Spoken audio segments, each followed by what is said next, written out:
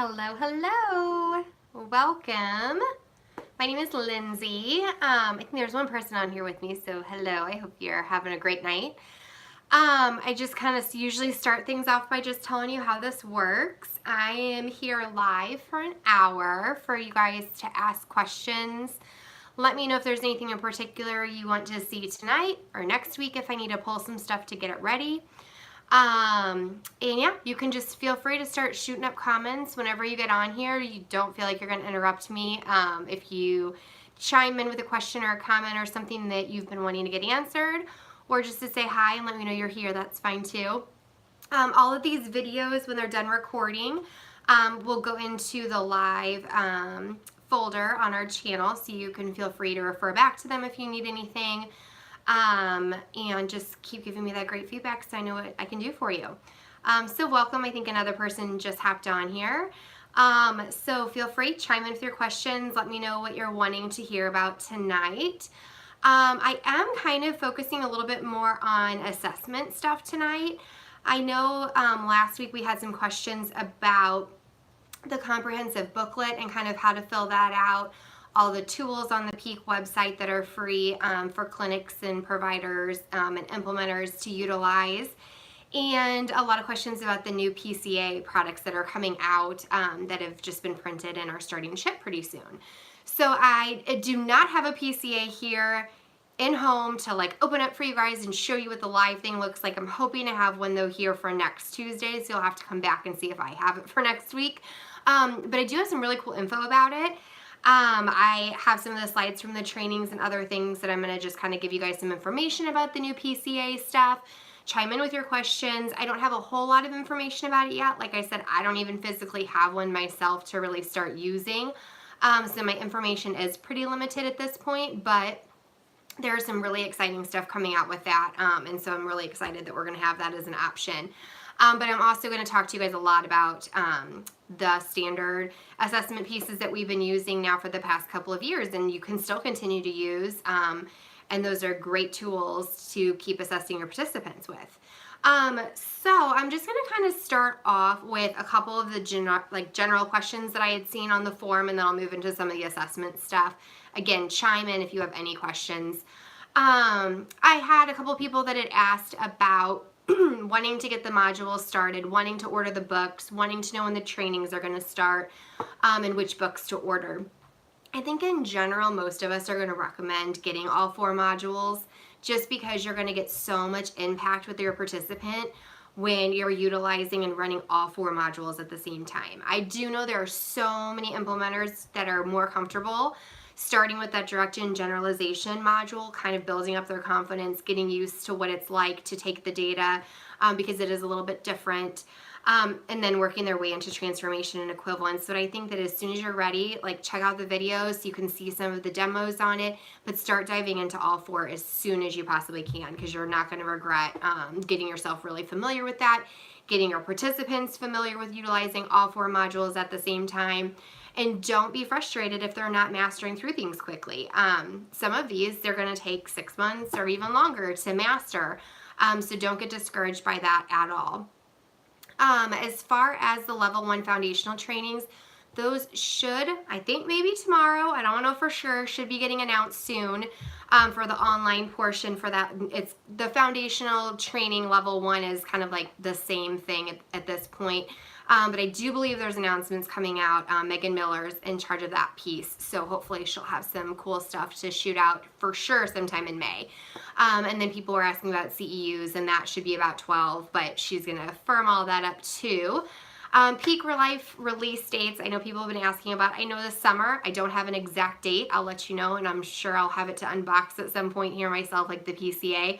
So I will keep you posted when those are officially printed and like starting to ship out, and I even have one in my hands. Another thing I wanted to clarify, a lot of questions on the age norms that are online to do your comparisons for. Right now the age norms are just for the 104 questions on that questionnaire within the front pages of the modules for direct and generalization. So I just wanted to clear up some of the questions with that. There are ways you can kind of convert them into some of the programs and things that are in the flipbooks, but they are generally just for that 184 questionnaire. So I just wanted to clear that up from last week when we were talking about that.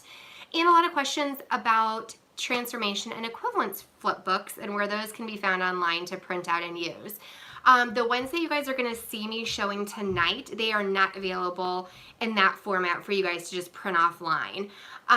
Again, that's what the PCA is going to do for you if you're not wanting to spend the time to like cut and paste, scan it all in, make it look super nice and formatted, or figure out your own kind of system for it. That's what the PCA is going to really help with. Plus, it standardizes everything.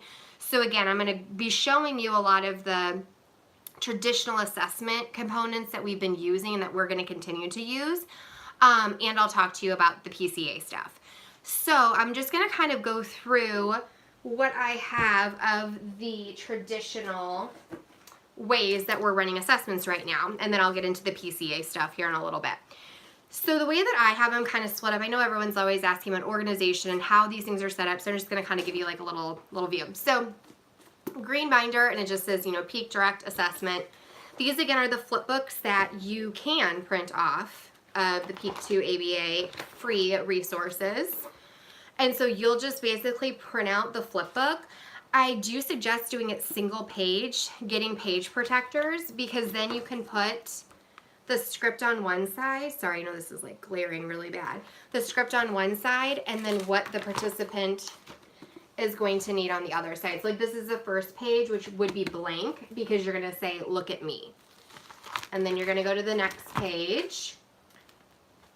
Okay, and you're going to pause for 5 seconds. And then turn the page. I'm reading this out loud just so you know what I'm doing. And then you say, where did the block go? And then the participant should touch one of these. And again, you would have your scoring guide printed out and taking the data as you go. But again, this is another blank page because this on the other side just says, say stand up. So that's kind of how I set up the flip books. So this is the one where it says on this side, say, Jim says, hi, what do you say? Okay, so again, you can see this side. I usually still have to lay it flat. You can get some binders, which is great about the PCA. I can't wait to show you guys next week, hopefully. It'll actually like stand up nicely and like has this nice binding and all that kind of stuff where these flip books, obviously, I just have in traditional 3-ring binders. So they're usually just kind of like laying flat on the table. Participants on this side, I'm on this side. They can technically see my script upside down, which sometimes is not problematic. I do have some participants that can read, so then I have the problem of them trying to read my script while I'm trying to score them. So there's kind of a sample of the direct. Then I have, well, it's kind of like a reddish pink binder that has the generalization flip book in it. Again, I normally just kind of like have, I'm weird about color coding and stuff, so I have like my nice pocket here. So I would normally have like my scoring guide, and this one has that other answer booklet. Well, it's not an answer booklet, what do they call it? I forget the actual name of it, but it's your generalization booklet where you're going to have them do the word search and the dot to dot and the maze and all that kind of stuff. So I have that in here and ready to go as far as the materials. And then again, same sort of thing. All of these are in page protectors, back to back with what my script is and what they see. Okay, so again, I just printed the entire thing out in nice color, back to back, single print, like single-sided printed, but then I piece it together myself so that it's ready to go. Okay, so that's your generalization one. So then when you move into transformation, oh, this is the big one. Okay, so again, I had to take my time to create this one. So peak transformation pre-assessment receptive subtest.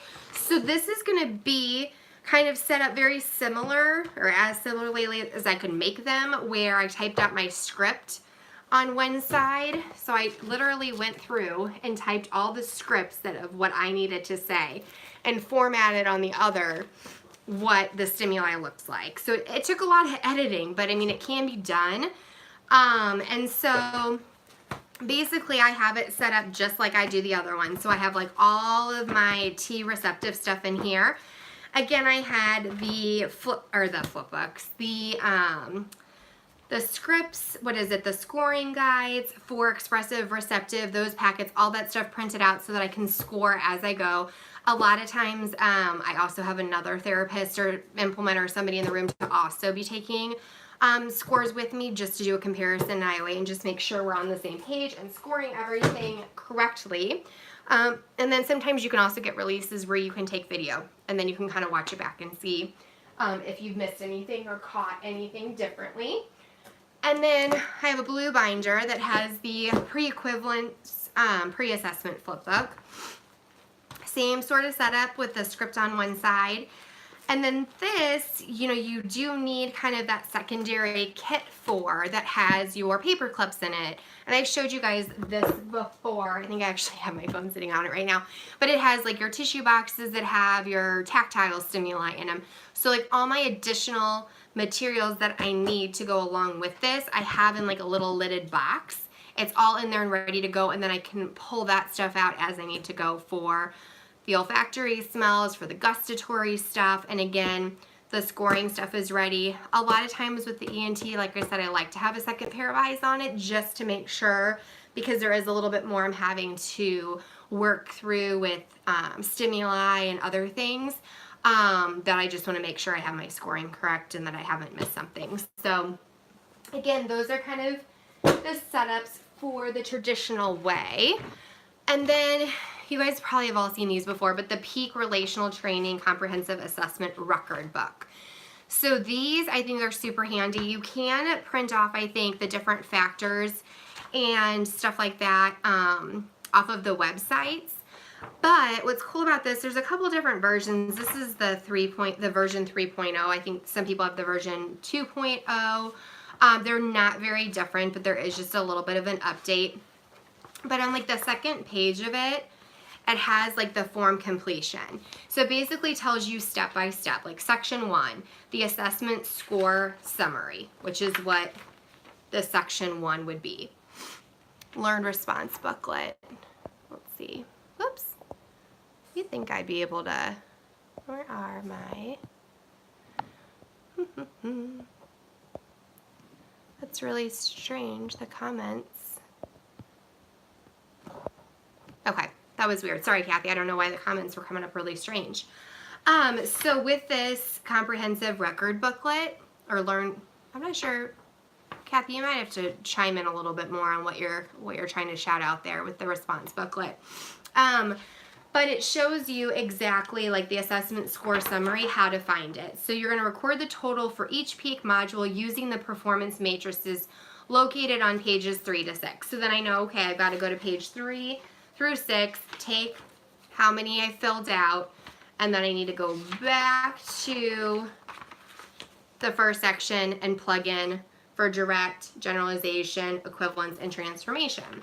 Then it tells you what to do next. Sum the scores from each module and record that in this place. It tells you to include the inclusion of the assessment by circling yes or no. It tells you how to do section 2 and so on and so forth. So that's what's really great about these record books, is it basically walks you through where within this record book, how do you calculate it, and where do you put your information. So then once you get through that initial set, then you have your direct training pre-assessment record form.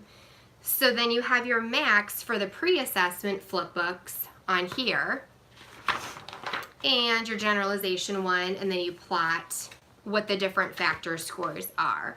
Equivalence and transformation, there are not those kinds of flip books, so they're set up to go just straight off of what's in your module book. So basically how you're running it out of those equivalence and transformation module books, where they're putting it in a flip book, giving the participants the cards to look at, and scoring from that.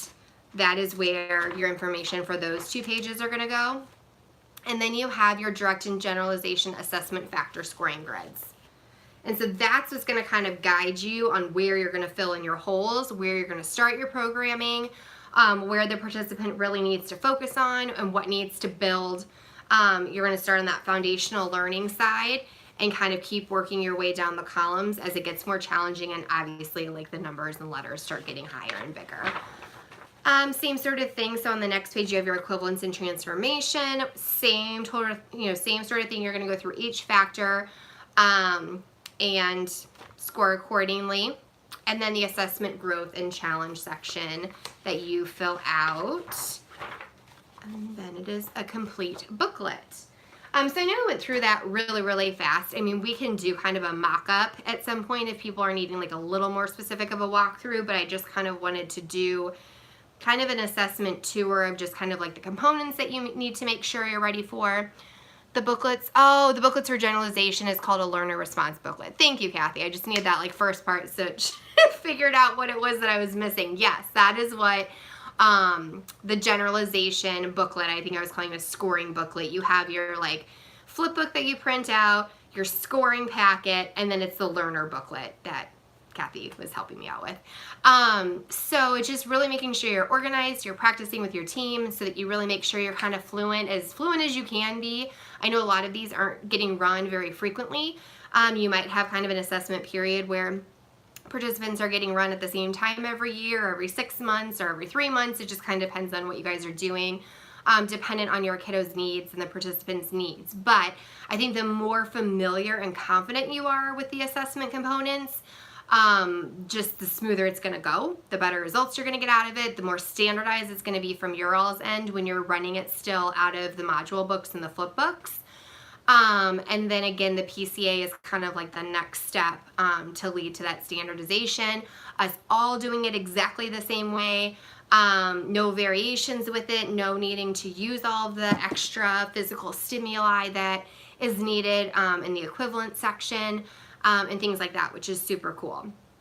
So I'm not seeing any questions or comments or anything. Feel free, you can chime in and interrupt me if you have questions. You're not going to jump the gun on anything, or no question is silly. Like, you would be shocked some of the questions that I was having to ask when I first was trying to figure out PEAK and these assessments, and I'm still trying to get questions answered for myself and exploring different ways I can kind of utilize the programming, but still stay true to what PEAK is trying to do. So definitely please chime in if you guys have something to add or say or ask.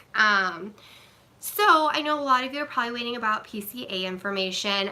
Like I said, I'm hoping I will have one physically here next week.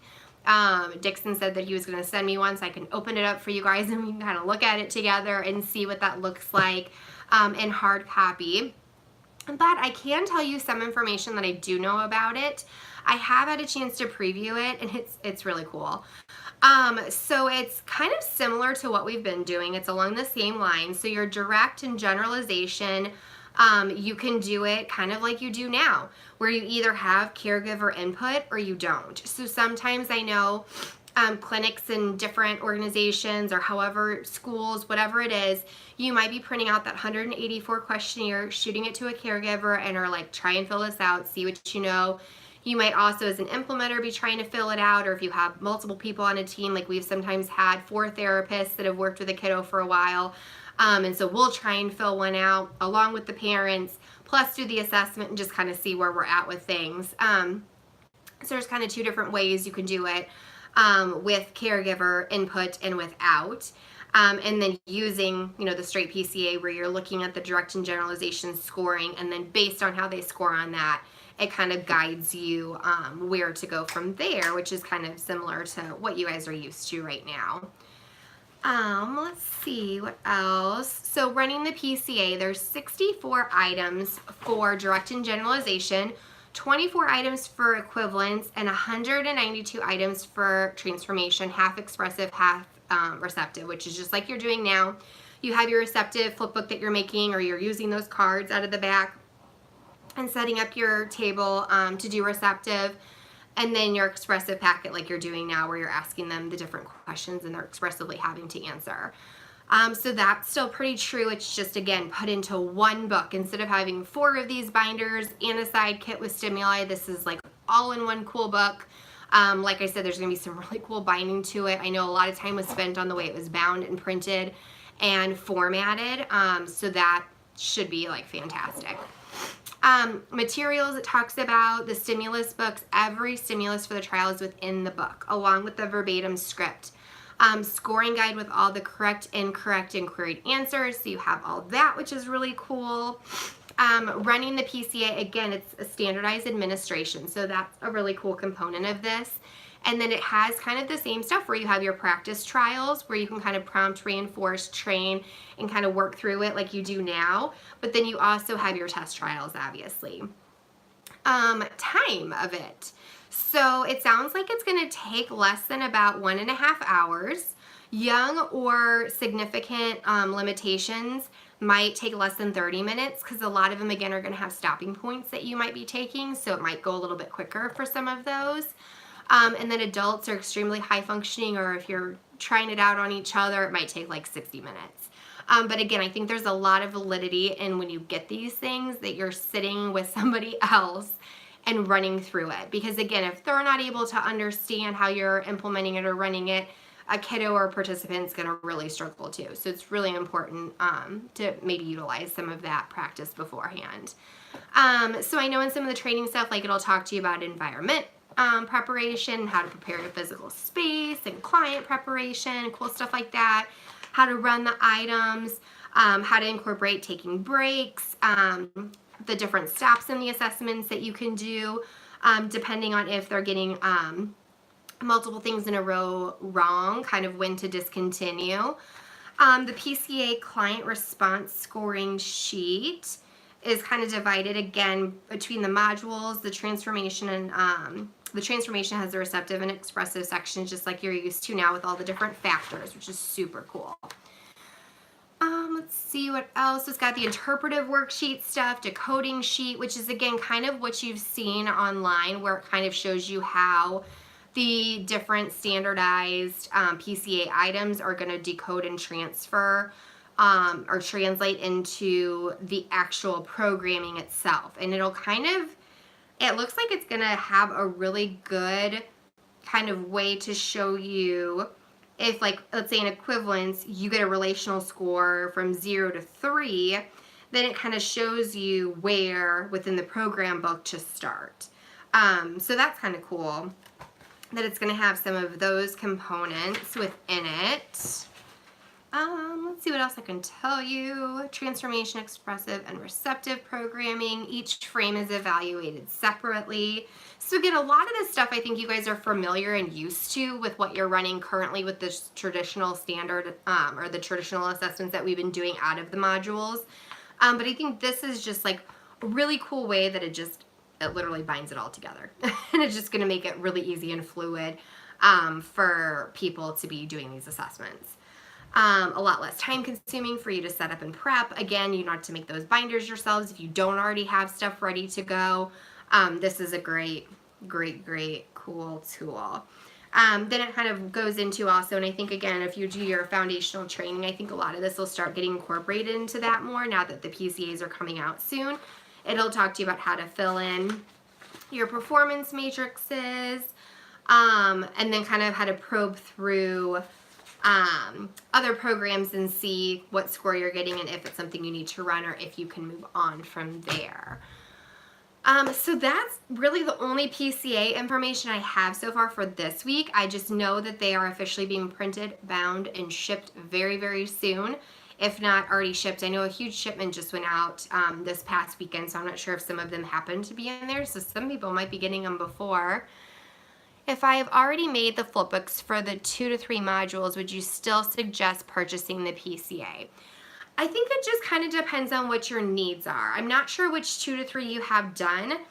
I think especially for those that are looking for that transformation and equivalence component that is harder to kind of standardize and put together yourself, and it's so time consuming. I just think that, again, I mean, I definitely get like it's a bigger ticket item, but I think that having the PCA, it gives you something that is standardized. I think that's where all the research and age norms and everything are going to be coming from in the future. I know they're doing a lot of research and tests on different kids for age norms and getting groups of like 800 kids to see like, okay, where are they testing on this? And I'm pretty sure they're using the PCA for that.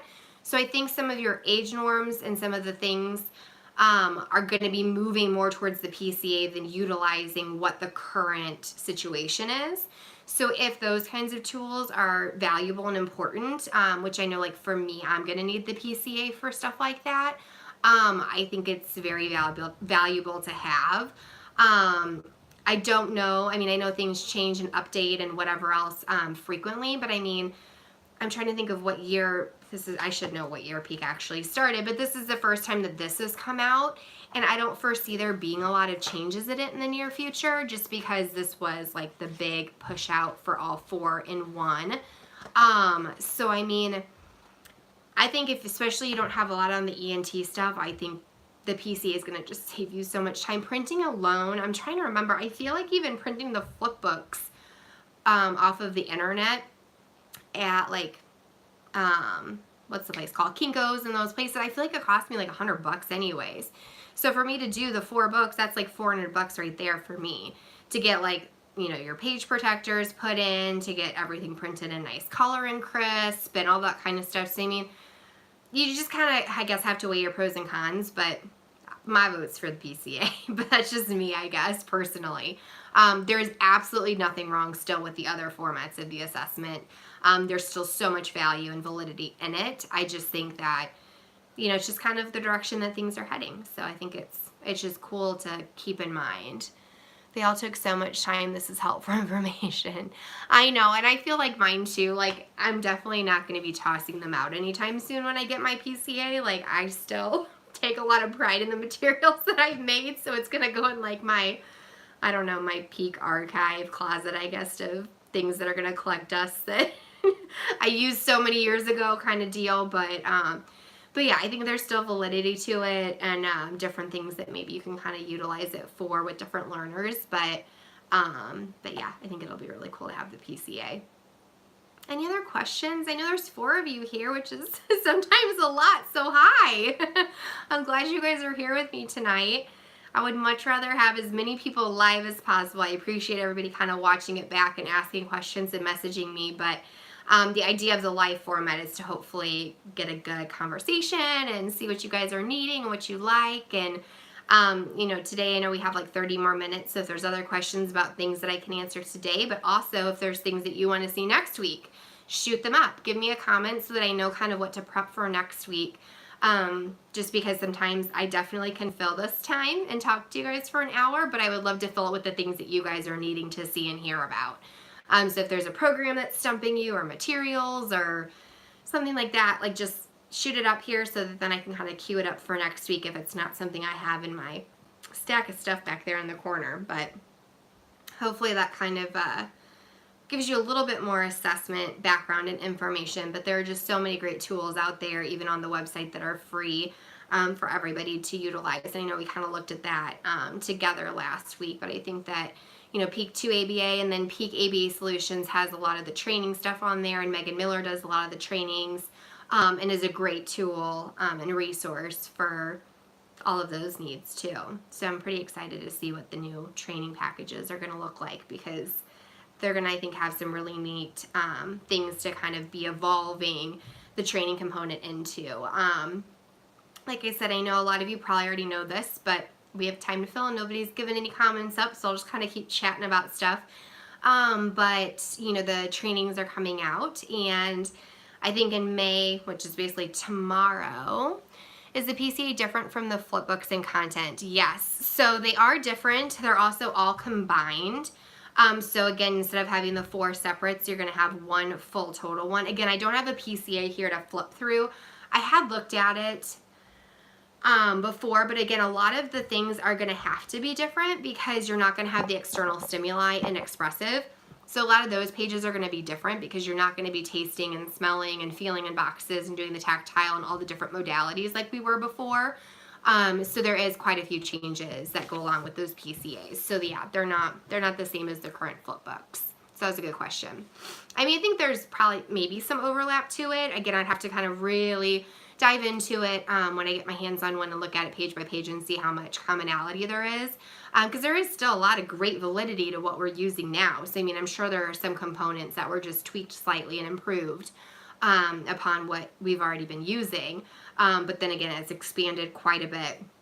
And then taken out all of that external stimuli where you don't have to have your highlighter and your cups and your crayons rolling around and your coins and your markers and all that kind of stuff. Because I think the thing that we've noticed with the other format, again, is a great format for the assessments, but I think that, as you can imagine, my highlighter might look different than your highlighter, or some people I know have kind of tweaked it where they have put an image in place into their flipbook instead of using an actual real highlighter.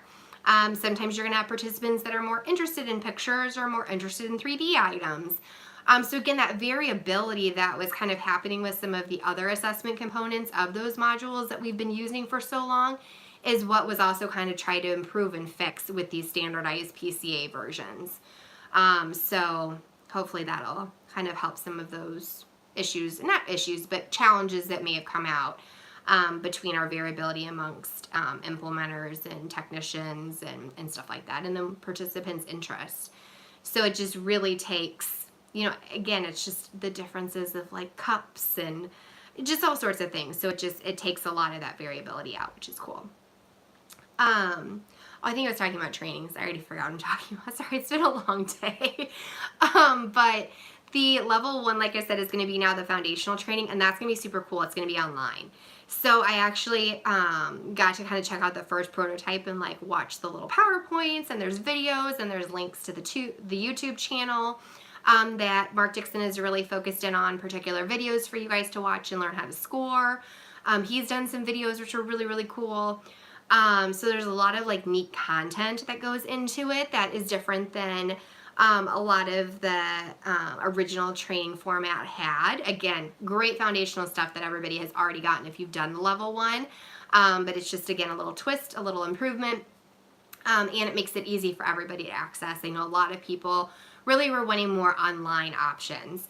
You can't necessarily travel and make something in person, or your schedule doesn't work out. I mean, I think all of us are in kind of the modern world of where you just want to get on your phone or get on your computer and do it and not have to talk to people or do a whole lot, or you've got other stuff on your plate, or like for me, my kids are upstairs. Like, you got to do what's easy and convenient for your life sometimes. So that really helps that component. And then the level 2 is now the experiential hands-on training, which will be super cool. And I hope to see some of you guys at some of those, and maybe me doing some demos and different things that you've seen me do on the Peak YouTube channel, but live in person with you guys and kind of bouncing ideas back and forth, running programs on each other, you guys running programs on me doing demonstrations live at the experiential training. And then again, I know Megan Miller's been doing so much cool stuff with it as she runs all that stuff. So those are some really good updates to be checking out for on the website. Hopefully tomorrow, I think some things are going to come out, I hope. So keep your eyes peeled for that. But any other questions or comments, or anybody want to say anything?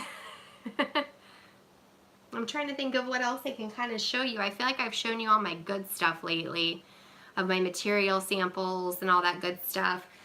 I do have a couple program questions. I'm not sure if the people who asked them are going to be on here tonight, but you guys might find them helpful, so I'll just run through them.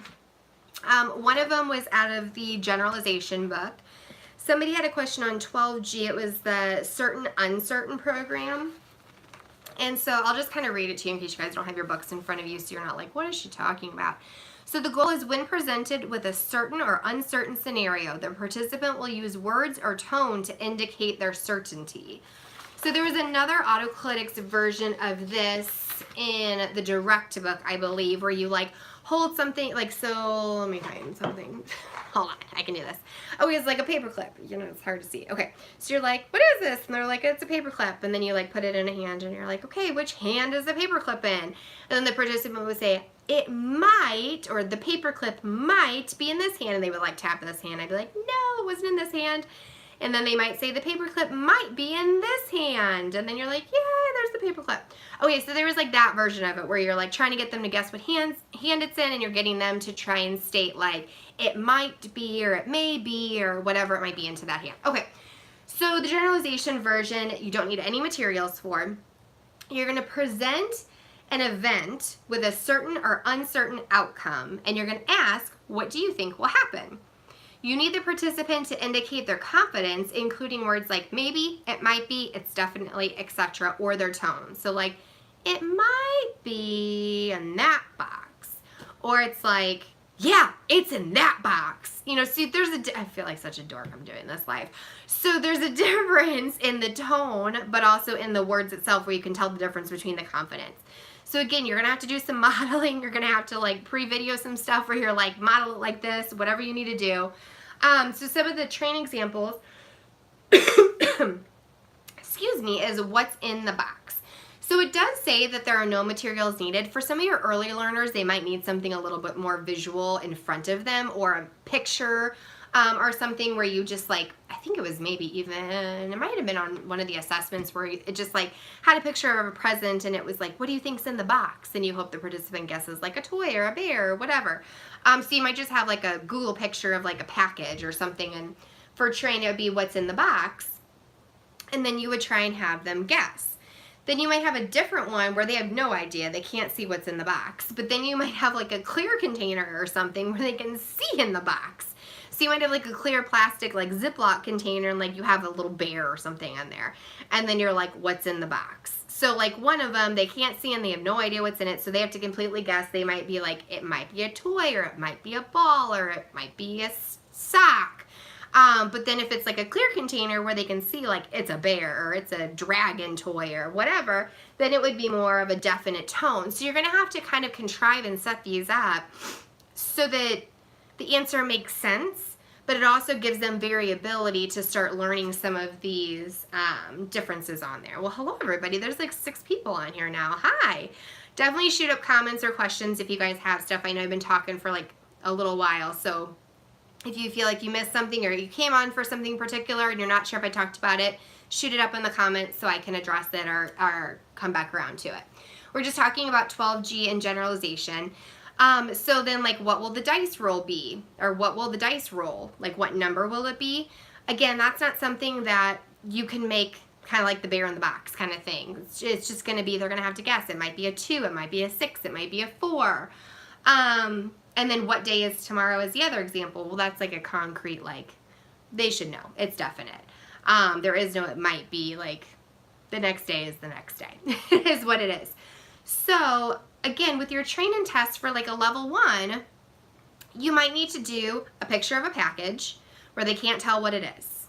And so then you're going to get them to say, like, it might be a doll or it might be a, you know, whatever it is. So, like, one image of a present that you can't see in would be train.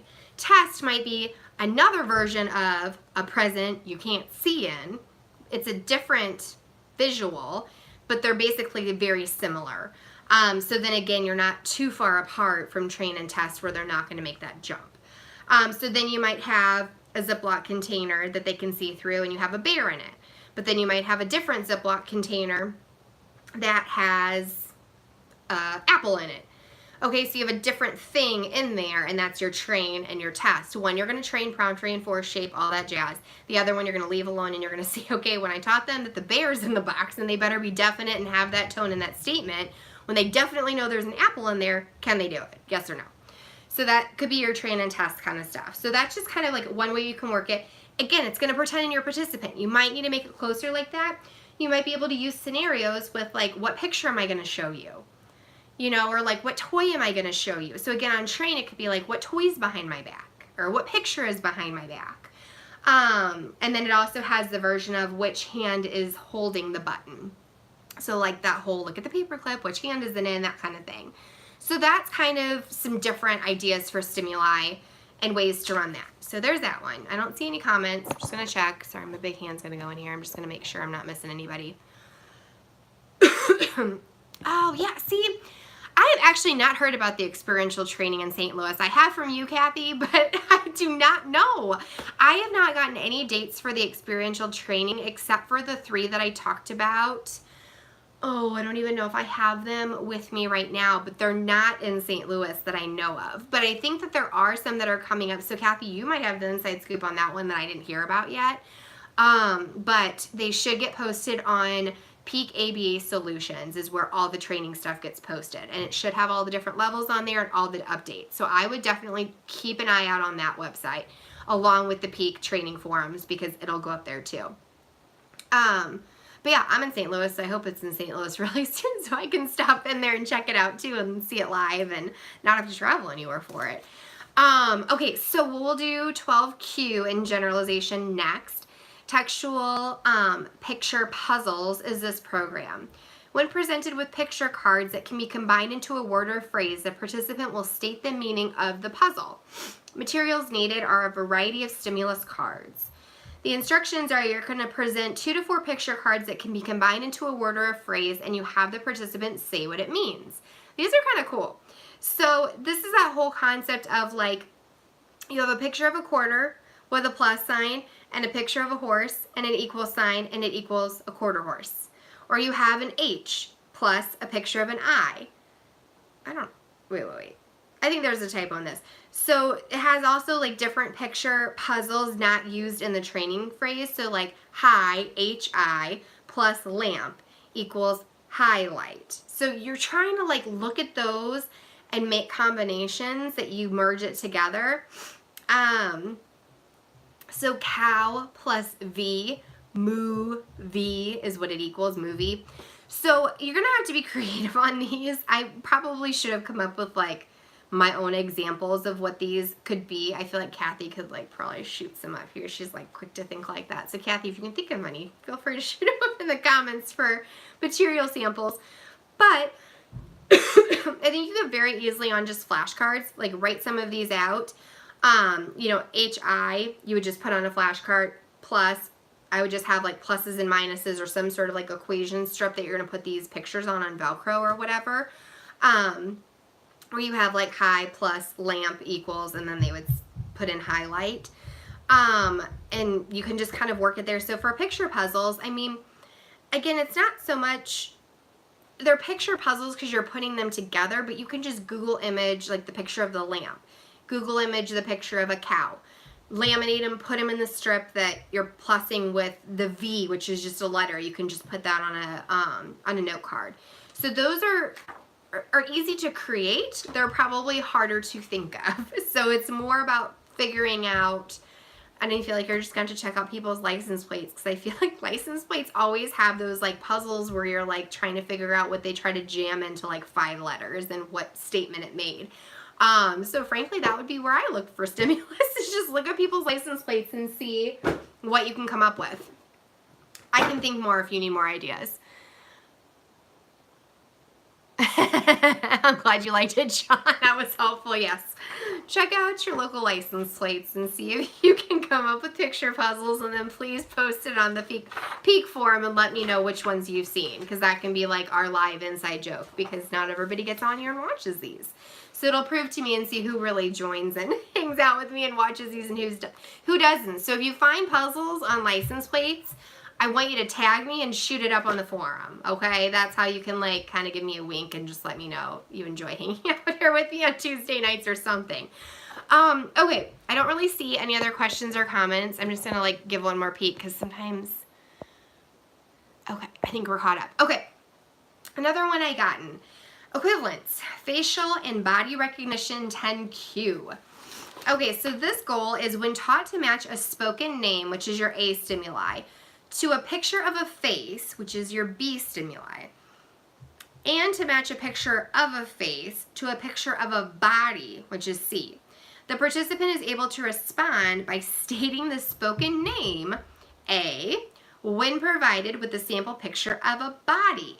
Okay, so materials needed, A, vocal names. So vocal names, people that the participant knows. Mom, dad, a brother, a sister, an aunt, an uncle, therapist, teacher, whatever. It has on here like Sean Connery. It's not going to matter if they don't know who Sean Connery is. But again, you could frankly pick out any face, body, give it a name. You're teaching this. It's really not going to matter. You can name the guy supercalifragilistic, find a face, find a body. They should be able to learn it. So that's the cool part about Peak. But obviously it's good to work in some like real people that they can actually familiarize themselves with, but I'm just also making the point that like this is meant to teach the relations. So don't get too caught up in some of this. Okay, so vocal names. We'll pretend that this person has a brother, sister, and a mom and a dad. So you'd have those 4 pictures of their faces. Again, snap them with your phone, print them out, laminate them, make your own materials. No big deal. Pictures of the full bodies, same thing. Just take a picture of the full body, cut the head off, you have the body, print them, laminate them, you've got your materials. Okay, so train A to B. Present an array of the faces. You're going to lay mom, dad, brother, and sister out, and you're going to ask, who is mom or Mary? Who is dad, Bob? Who is the brother, Joe? And who is Sally? Okay? You're going to train that. Each trial is going to be a different face. Then, after you've done 10 of those, you're going to go to your second block, train B to C. Present a face and an array of bodies. So you're going to have your 4 bodies out, mom, dad, brother, sister. You're going to hand them or show them the picture of the face. So here's, hand them Susie, let's say. And you're not going to say it, I'm just telling you what I'm doing. So you'd hand them the picture of Susie's face and you just say to them, put with same. They need to match it to Susie's body. Again, this is train. You're going to teach them. So again, if you're using supercalifragilistic and you have a face and a body, you're teaching them who that is. So you're good. It's really just straightforward. Train it, teach it, good to go. Okay, so then once you've trained the first 2 blocks, the test is C to A. Present a sample body. So now you're just showing them the bodies. So 4 bodies. This sounds really morbid. Mom, dad, brother, sister. And so then I'm like in a weird mood tonight. Sorry, you guys. I'm being super silly. We've got, like 15 more minutes? We can do this. Okay, so then you're going to present a sample body and you're going to ask, who is this? So you're just going to put out the body of Sally. That sounds awful. And you're going to say, who is this? And so then they would say, Sally. Okay, and so then you would put out another body. Who is this? Mom. Put out the body. Who is this? Dad. That's if they're getting 100%, obviously. And again, this is going to get trained. There may be some kids and participants are super quick. Like you're going to train those first 2 blocks. You're going to go to tests. They're going to get 100. Boom, bam, you're done. They knew how to do it and it's finished. Others, it's going to take longer. But you have the time to train your first block and your second block. That gives you 20 trials to work on teaching, training, reinforcing, and all of that stuff to get that relation. So that's how I would do that one. I don't think I have any others flagged for today that I saw questions about that I didn't need a ton of prep for. Oh, I think I just missed a comment. Let's see what it said. No, hold on.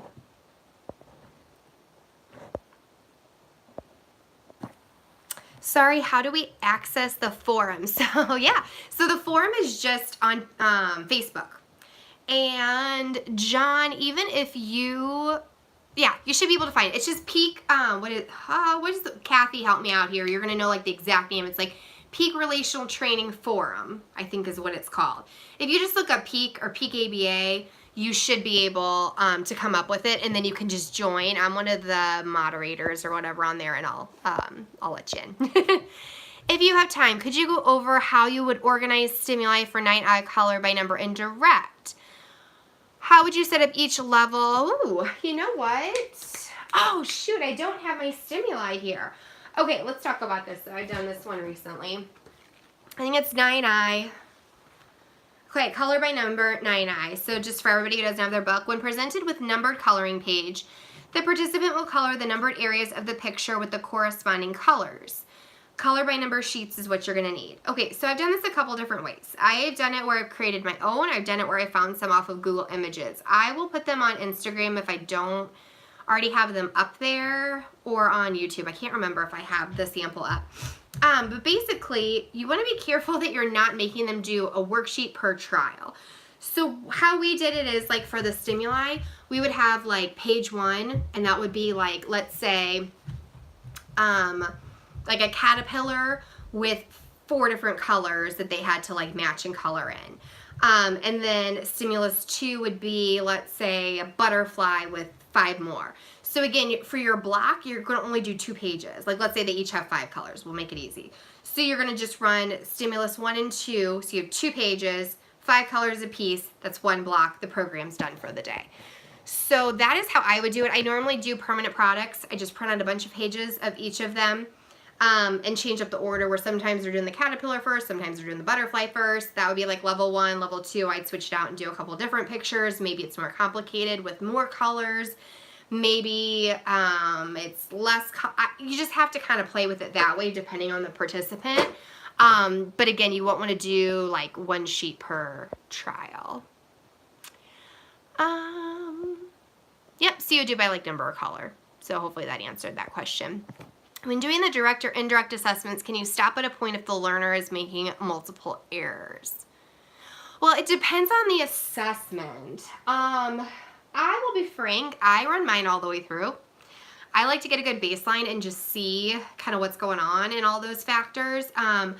With the PCA, it will tell you how many errors happen and then you stop. So that will be all scripted out in the new PCA version. They're already scripted out. I just cannot remember. I feel like it's 3 errors and then you stop in equivalence maybe. Don't quote me on that because I cannot remember off the top of my head. Let's see. Some of it might be in the forwards. Sorry, I'm trying to like look through really quick and see. I don't know if I have it handy how many errors are made before you stop. I'm pretty sure they're in the scoring packets, which I have here. Let's see. All right, so generalization, I believe you're going to go straight through and you don't, and again, I just normally go all the way through for all of them, so I don't always pay attention to that part. Direct and generalization, I'm pretty sure you go all the way through. Again, those are more of your like foundational, like regular DTT kind of stuff that you are going to want to run all the way through. Let's see. I thought that they said,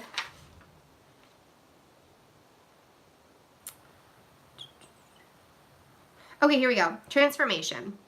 On page 82 of your module, it'll tell you, record the participant's responses on the accompanying scoring guide. If the participant emits 3 incorrect responses consecutively, stop and proceed to the next relation section. So if you're in coordination and you get 3 incorrect, you're going to stop, you're going to go up, down to comparison, okay, and then, you know, so on and so forth. So you're going to have to pay attention to what relation you're in and go to the next relation. Do not stop the entire assessment. Go to the next relation. Let's see. Again, I don't think, yeah, direct and generalization doesn't say anything about stopping. Equivalence, I don't know if equivalence did or not. I don't see it here in this packet, but I may not have. Let me look at my book. I don't think equivalence tells you to stop. I think it's just transformation. Somebody chime in if you know this answer. I would love it if you had this answer, but I don't think it says anything in the instructions. Again, the PCA will have its own situation.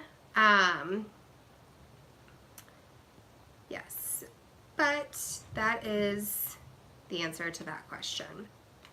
Okay, anybody else that I've missed? Okay, I think we are caught up on questions. Feel free to keep chiming in. I'm just making sure I didn't miss anybody from back before. Okay, I think we're doing in good shape. We've got like 7 minutes, so please shoot up any other questions you have in this last 7 minutes, anything you've missed or I didn't explain well enough or I didn't cover. If you guys have any content ideas for next week, if not, I'm just going to keep pulling off of the Peak Forum, things that I'm seeing that are common questions. I'll have some more program materials hopefully for you guys, and material samples and stuff like that. Hopefully I'll have a PCA that I can actually show you, and you can see a little bit more about that format and binding of it. But yeah, please keep giving me your feedback so that I know what to bring in next week for you guys. I'm going to keep trying to do this pretty consistently every Tuesday night, 7 o'clock my time here in Missouri Central, just to be here for this lovely hour for you guys. If you have any questions or are wanting to come hang out with me for an hour while I'm down here and talking to you guys. But remember too, this kind of goes into the Lindsey Live channel folder box. So if there's something that you missed or you want to look back on, or you rewatch it and you're like, oh, that explanation wasn't really enough, I need more of something, or it didn't make sense, or maybe I said something incorrectly, feel free to correct me too and let me know. And we can talk about it next week. So I'm glad you guys are on here. I love seeing 6 up there. That's really nice. It makes me happy to see something going on here with you guys. But I'm trying to think. Okay, I've got like 5 minutes. I'm trying to think of what I can show you. We have some good stuff that I'm going to try and record next week, but I always try and take any requests of programs or materials that you guys are kind of needing to see. I know I showed you guys the little strip for the 5-H food program. Hi, there's 7 people now. We've got like 5 minutes, so if you've got any questions or comments, shoot them up real fast before we get off of here. But anything you missed, you can see and rewatch back in the recording here in just a little bit. But the food thing that I showed you guys, we used a strip, and we used a little bit more of the emotion kind of side of stuff where we had like the not sweet, sweet. On one side was like the sweetness factor, so it was like not sweet, a little sweet, more sweet, really sweet, and then on the other side was our crunchy stuff. So it was not crunchy, a little crunchy, more crunchy, really crunchy. Well, we kind of had more emotion faces, so there was like this debate on our team if like they should really be emotion faces or if they should be more like teeth and mouth pictures or whatever. So maybe next week I will also have this ready for you. This is like kind of creepy, all these mouths. But I'm going to try and pick out some sweet, I guess, expressions. Like if something is really sweet and if something is crunchy, it might have like more of an open mouth with the teeth and stuff. But yeah, so we'll try and get that put together. It was like so funny. And it's funny too because like everything shows up as emotions.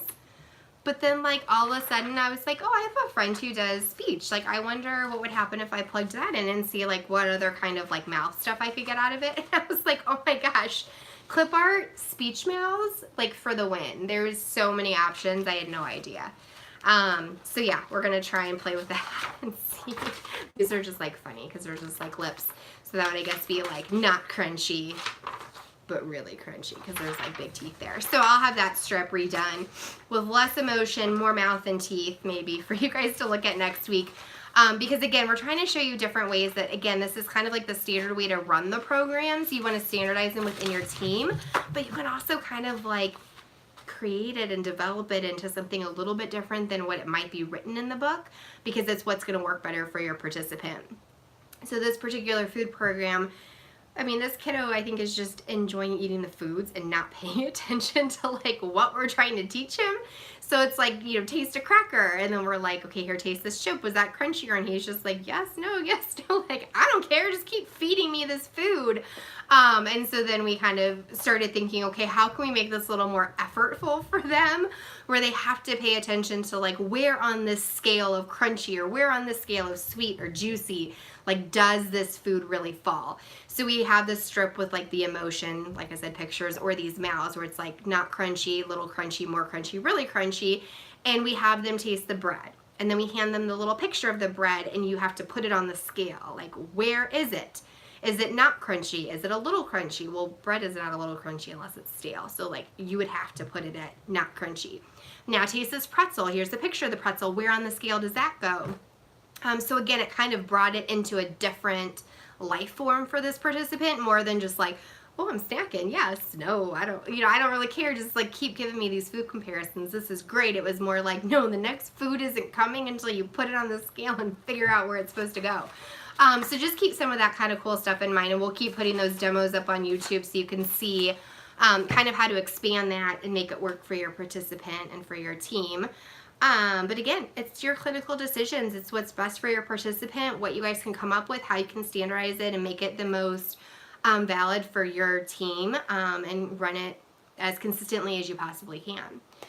Well, we've only got like a couple more minutes, but I'm just so happy there was more people tonight. I wonder if it's because I mentioned stuff about the PCA, but I'm telling you, I'm going to really, really try and get some from Dr. Dixon to bring here so that we can really like check it out and look at it, and I can open it up and you guys can see what that like triangular setting is like, where it's gonna just like sit nicely on the table, stand up, where there's like no view of what our script is gonna be. Because again, with this other version, again, there's pros and cons to everything, but with this other version, I was having a situation where the participant was reading the script upside down and was more interested in the words that they could read upside down than like what I was asking them and what was in front of them. So that was kind of a pain. But that'll kind of take, again, some of that out of there, make it improved, and a little bit more of that standardized type assessment that we really need for PEAK, which is cool. Well, guys, we have like 30 seconds left to go, and I don't have a whole lot more to say, and I don't think there's any other comments or questions. So I'm going to leave you for tonight. I will be back up Tuesday next week, same time, same place. I will try and send up reminders on Instagram and on Facebook. And I'll try and let you guys know if I will for sure have a PCA to open up next week. And then we can talk a little bit